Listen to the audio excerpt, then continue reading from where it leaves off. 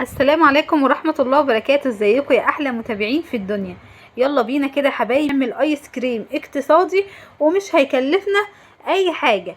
ب11 جنيه كده بس هنعمل مع بعض احلى ايس كريم في البيت، ونعمل مع بعض النكهة او نجيب النكهة اللي احنا عايزينها.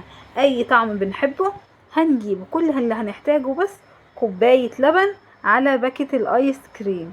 شايفين البولة اللي انا ماسكاها دي؟ طبعا دي 2 باكت، يعني ب22 جنيه. تخيلوا العلبة دي ب22 جنيه. طبعا لو اشتريناها من بره هنبقى عارفين طبعا سعرها كام، لكن دي معمولة في البيت والنتيجة طالعة في منتهى الجمال. وشايفين طبعا عاملة كده إيه فراولة وعاملة شوكولاتة، وزي ما قلت لكم تختاروا من النكهة اللي انتوا عايزينها. شايفين الجمال؟ طبعا جايبة البسكوتة دي، او طبعا بسكوتة الايس كريم ممكن نحطها فيها، وممكن نجيب البولات برضو ونستخدمها فيها، وزي ما تحبوا وزي ما انتوا عايزين. هنا طبعا شايفين عبوة هنا الايس كريم جاهزة، بتتباع في اي سوبر ماركت. في انواع كتيرة جدا طبعا للايس كريم. دي طبعا كان حلو اقتصادي، وسعره زي ما قلت لكم مش غالي، هو 11 جنيه بس. بيبقى بقى فيه بصوا كذا طعم انتوا عايزينه، في فانيليا، في شوكولاتة، في فراولة، في اناناس، في طعم الفستق، فيه ليمون، زي ما انتوا عايزين وزي ما تحبوا. هنا طبعا استخدمت هنا 2 شوكولاتة او 2 باكت من الشوكولاتة الايس كريم. هنجيب طبعا بولة او حاجة واسعة. اللي انا استخدمتها دي كانت صغيرة شوية، يعني ما نيجي نعمل او نستخدم بولة كبيرة شوية. طبعا فضيتهم هنا، وعندي هنا كوباية لبن. الباكت بياخد كوباية من اللبن، اللي هي المج بتاع الشاي. مج الشاي اللي احنا بنشرب فيه. لكن استخدمت كوبايتين الطوال دولت، استخدمت كوبايتين الا ربع من اللبن. وهنا ملحوظة يا حبايبي، اللبن هنا لازم يكون متلج، يعني يكون فيه كده قطع من التلج. انا كنت مستخدمة اللبن ساقع، يعني حسيت كده وانا بضرب الايس كريم كان سايل شوية. عشان ناخد نتيجة حلوة كده لازم أن يكون اللبن متلج معانا وفيه قطع كده من التلج. هفضل كده بقى اضرب كده زي ما انتوا شايفين بالمضرب لحد كده ما احصل على القوام المطلوب. شايفين مستمرية في الضرب. يلا حبايبي اللي وصل معايا لحد هنا ما ننساش نعمل لايك وشير واشتراك في القناة وتفعيل الجرس على كلمة الكل، عشان اي حاجة بننزلها يوصلكم اشعار بيها يا احلى متابعين في الدنيا. مستمرية كده حبايبي في الضرب اهو زي ما انتوا شايفين. طبعا الجو حر بقى، وعايزين نعمل ايس كريم بدل ما نشتريه من بره، نعمله في البيت يبقى اقتصادي. حتى كمان لو احنا مش بنعرف نعمله الطريقة دي سهلة خالص وهتنجح معانا.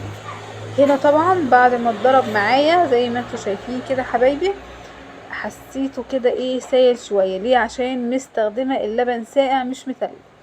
هنا ملحوظة عايزة اقولها لكم. ولو عملنا مثلا الايس كريم برضو عشان نشوف الاخطاء اللي هنقابلها واحنا بنعمله كده. هو صبيته هنا في العلبة الحافظة اللي معايا. ممكن بعد ما يجمد معانا في الفريزر نحس كده اللي هو فيه واحنا بناكله، يبقى فيه كده يعني تلج او قطع تلج. لو حسينا بكده هنطلعه وهنضربه كمان ضربة بالمضرب ده بعد ما يتلج، وندخله تاني الفريزر هيظبط معانا وهيبقى في منتهى الجمال، ويبقى زي اللي بنشتريه من بره بالظبط. هنا طبعا بعد ما جمدته شايفين بقى الجمال. طبعا ما رضيتش اوريكم بقى طبعا الفراولة وانا بضربها، لكن هي نفس اللي عملته في الشوكولاتة عملته في الفراولة. وصبيت هنا في العلب معانا يا حبايبي. بصوا بقى الجمال. هنجيب بقى اي بولة، هنجيب بسكوتة زي اللي انتوا شايفينها دي كده، زي ما بتحبوا بقى تقدموه. ممكن كمان اللي انتوا تجيبوا اي صوصات، صوص فراولة، صوص شوكولاتة، عشان تزينوا كده من فوق. لكن قلت بقى مش مشكلة، عايزين نعمل حاجات كده اقتصادية. بالمعلقة طبعا عملت بالمعلقة، ما كانش موجود معلقة الايس كريم. المعلقة برضو شغالة مش هتقول لا. فرحي كده ولادك وتعملي حاجات في البيت بيفرحوا جدا بالحاجات دي زي ما انتوا شايفين كده اهوت يا حبايبي. هنا كنت حاطه ميه في الكوبايه بتسهل كده عليا وانا بعمل كده الايه الايس كريم. بصوا الجمال بيطلع معايا كده بكل سهوله. وعندي هنا ايه البسكوته. هنا استخدمت معلقه صغيره عشان عايزه انزل كده في البسكوته كده من تحت زي ما بنشتري ايه الكونو.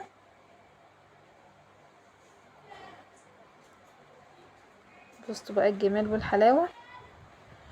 حابين بقى نعمل ايه بسكوته كده مشكله، حابين نعمل فراولة لوحدها كده في البسكوتة، شوكولاتة، حسب بقى ما انتوا عايزين.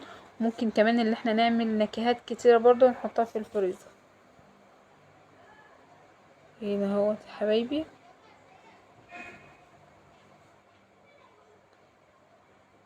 عايزة اقول لكم نتيجته جميلة جدا، وزي ما قلت لكم لو حسينا اللي هو كده فيه قطع تلج نضربه ضربة هيرجع في منتهى الجمال. ولازم اللبن برضو يكون متلج ما يكونش ساقع، يكون كده فيه قطع كده من التلج. كده عملت واحدة شايفين بالفراولة، شايفين الجمال.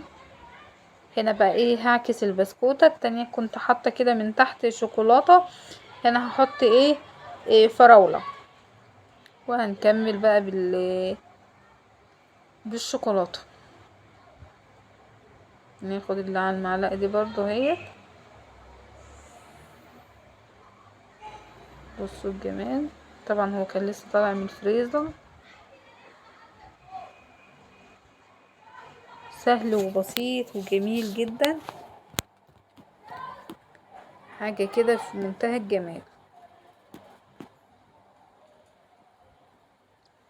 طبعا بحطها كده في الكوباية عشان تبقى ماسكة معايا، او الكوبايه كده ايه تبقى ايه ماسكه كده الكونو زي ما انتوا شايفين، او البسكوتة الايس كريم زي ما انتوا شايفين كده يا حبايبي.